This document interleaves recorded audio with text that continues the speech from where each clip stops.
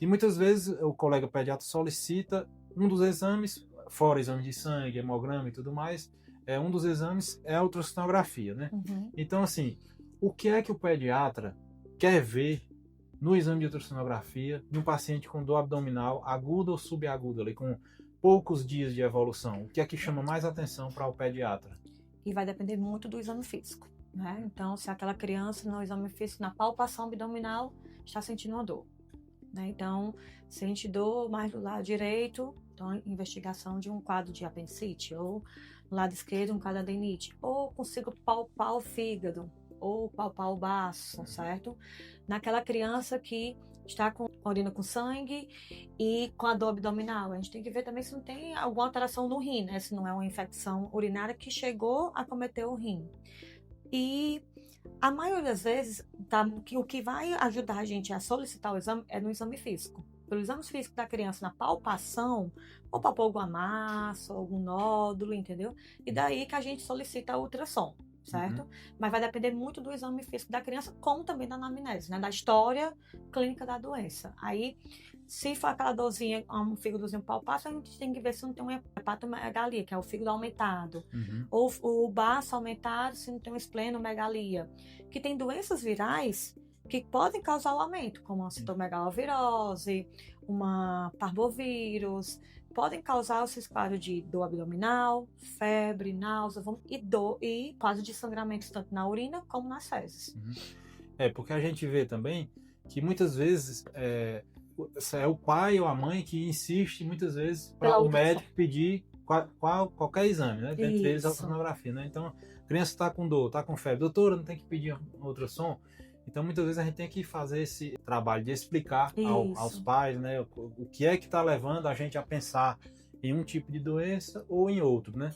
Até porque, por exemplo, o exame de ultrassom é muito bom para ver determinados órgãos, né? Dentre os quais a doutora Liana falou, o fígado, o baço, né, os rins, a bexiga, são órgãos muito bem avaliados pela ultrassonografia. Por outro lado, tem outros órgãos que não dá para ver nada. E muitas vezes, no caso de infecções intestinais, que a criança está com o abdômen distendido, né? Ou tem alguma intolerância alimentar que também cursa com distensão abdominal, ou constipação aguda ou crônica, né? Que a criança fica com o abdômen distendido, cheio de gases, a gente simplesmente não consegue ver nada no ultrassom. Então, assim, às vezes a gente acaba que naquele atendimento ali um pouco mais rápido de urgência, você não tem tanto tempo de explicar por que você está pedindo esse exame em detrimento daquele outro, né? Mas, assim, eu sempre costumo falar para meus pacientes, né, que a relação médico-paciente, no caso da pediatria, uma relação entre o médico e os pais, né, é uma relação de confiança, né? Se a gente está optando por fazer uma determinada conduta, é porque a gente tem todo um raciocínio por trás, né? A gente levou muita coisa em consideração para decidir sobre aquela conduta, de fazer uma determinada medicação, de pedir ou não pedir determinados exames. Né? Isso mesmo. Bom, então, doutora Liana, a gente tratou um pouco das dores abdominais, passamos um pouco, né, sobre as causas que não são cirúrgicas, né, infecciosas, infecções virais, que as crianças pegam aí no ambiente, nesse nosso período de chuva que está começando. Com certeza, eu acredito que aumentam a frequência desses casos, né? E algumas infecções bacterianas que se apresentam um pouco mais graves, né? O estado geral da criança se modifica um pouco mais. Bom, mas aí tem os outros casos que realmente os que nos preocupam mais, que são os casos cirúrgicos, né? E dentre os casos cirúrgicos, disparado, o mais comum é a apendicite aguda, né? A apendicite é uma doença infecciosa, né? Que é uma pequena parte do nosso intestino, todos nós temos, que é o apêndice secal, que ele fica lá num pedacinho do intestino, e por algum motivo ele infecciona, e depois que a apendicite começa, o final dela tem que ser cirúrgico, né? Ela não regride de forma espontânea ou com um antibiótico ou algo parecido. Então, realmente, a gente tem que ter o olhar, nós médicos temos que ter o olhar treinado para suspeitar mais ou menos dessas doenças, né, da apendicite, e os pais também ficam ligados nessa história aí. Então, quando é que a senhora é levada a pensar mais em apendicite quando o paciente chega no seu consultório? A dor que começou do nada. Aquela criança que estava bem, brincando, e do nada começou a sentir uma dor. Quem consegue identificar, né? Os maiores eles conseguem identificar pertinho do lado direito, né? Ladinho direito, mais embaixo do lado direito. Então, é aquela dor que do nada começou a sentir e dói, dói, dói. Depois que vai vir acompanhado por febre, às vezes o vômito vem primeiro, né, do que a febre. A febre, quando vem aparecer depois de 48 horas, 24 horas da dor, então aquela dor intensa, que a criança fica andando encurvada e acompanhada de vômito, e na hora do exame físico a gente faz a palpação, ela retrai, né? Então sente a dor na hora que a gente palpa a barriga. A barriguinha, principalmente no lado direito, que a gente chama de fossa ilíaca direita, né? Então, no lado direito, ela sente mais dor, então ela retrai, ela tira a nossa mão, ela chora, ela grita. Então, é o primeiro ponto que a gente pensa em apendicite, né? Então, nas primeiras 24 horas, aquela dor aguda, aquela dor que começou do nada, que pode vir acompanhada por vômito, que faz com que a criança encurve o corpo e na hora do exame físico sente a dor. Muitas das vezes a febre só vem depois. Não é inicialmente vem a febre primeiro com a dor. E no adulto a gente costuma dar muito, assim, valorizar muito a perda de apetite. Nesse sentido, na criança também é importante também? Tem também a perda de apetite, mas porque a criança tem perda de apetite por qualquer N coisa, motivo, né? entendeu? Exato. Então não é um ponto, um sinal de alarme, entendeu? Tá. Pra gente, um sinal de alarme, né? Pra gente em relação à apendicite. É mais a questão da dor mesmo e no exame físico, na palpação, e com vômitos, né? Vômitos, eles vomitam muito, as crianças com apendicite. E no caso, nesse caso, a primeira conduta são os exames laboratoriais. Qual é a investigação imediata de uma criança com suspeita de apendicite? Se for nas primeiras 24 horas é a tomografia. Tomografia. Né? Então, laboratorial a gente até pede, mas como é um exame físico, já dá um segmento para apendicite, é a tomografia. Se for pós 24 horas, já vinha 24 horas com dor, aí seria a ultrassom. Aí depois, com o exame confirmado, que pede os exames laboratoriais, já pensando no procedimento cirúrgico. Sim. É que a gente costuma sempre explicar para os pais, né, que a aflição é grande, né, quando a gente pega uma criança com dor abdominal e a suspeita de apendicite. Alguém falou em apendicite perto dos pais, ou uma vizinha, ou a avó, ou qualquer pessoa que falou que essa criança está com apendicite. Então sempre gera aquele pavor, né, nos pais, né?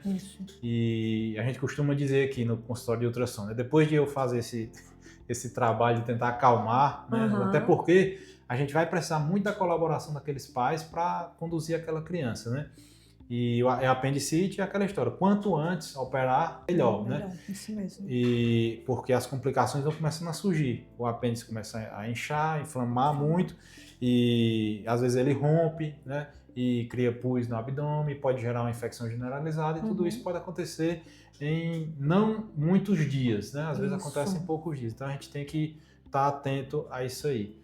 E muitas vezes a gente não consegue ver o apêndice da criança, né? Muitas vezes a gente não consegue ver. Aliás, quando a criança está normal, ou seja, não tem apendicite, dificilmente a gente consegue ver, né? É um órgão muito pequenininho, né? E a gente muitas vezes não consegue ver. E é algo também que eu costumo sempre ver muito aqui no consultório. Muitas vezes os pais querem o nome da doença da criança, né? Se a gente diz, por exemplo, que é uma virose, é uma frustração enorme para o paciente, né? A gente vai explicar, olha, existe uma centena de vírus, a gente não tem como descobrir todos os nomes de todos os vírus, e a gente vai eliminando as causas mais graves, né? A conduta médica muitas vezes é isso. A gente vai tentando eliminar as doenças mais graves e vai conduzindo aquela criança com seus sintomas e tudo mais, né? Quando a gente identifica o apêndice, né, a gente tem algumas características que a gente procura ver para a gente suspeitar ou não de apendicite, né? A gente vai ver o apêndice ali, até 6 milímetros, a gente considera como normal. Claro que isso não é um número, como eu também costumo dizer, a medicina não é matemática, né? A gente tem que ter um ponto de corte, né, para a gente poder pensar mais ou menos em determinados diagnósticos, mas a gente usa como critério de 6 milímetros normalmente, né? E a gente vê que ele não é compressível, porque todos os segmentos do intestino, quando a gente aperta um pouquinho com o aparelho de ultrassom, aquele pedacinho do intestino ele abre mais e fecha mais, porque ele é um tubo mole, né, com líquido dentro, né, líquido, né, ou gases. E o apêndice inflamado ele não fica mais compressível, ele fica ali enrijecido, né, túrgido, ou seja, endurecido, e a gente aperta, comprime e ele não muda de formato, né? E também às vezes a gente já consegue identificar a presença de pus ali ao redor de líquido, né? Ao redor ali do apêndice. Existem umas gorduras que estão ali ao redor do apêndice que quando ele está inflamado elas ficam mais exuberantes, né? A gente consegue ver também às vezes os linfonodos que são popularmente chamados como ínguas, né? A gente tem ínguas em alguns lugares do corpo, né? Pescoço, axila, virilha. E dentro do abdômen nós temos também. E muitas vezes na apendicite e em outras doenças, esses linfonodos eles crescem, né? E a gente consegue identificar isso aí. Então, a ultrassonografia para apendicite, em qualquer paciente, especialmente em crianças, ela deve ser feita com muito critério. Por quê? No momento em que eu fecho o diagnóstico para apendicite, aquela criança tem que sair do consultório para um hospital, para um centro cirúrgico, né?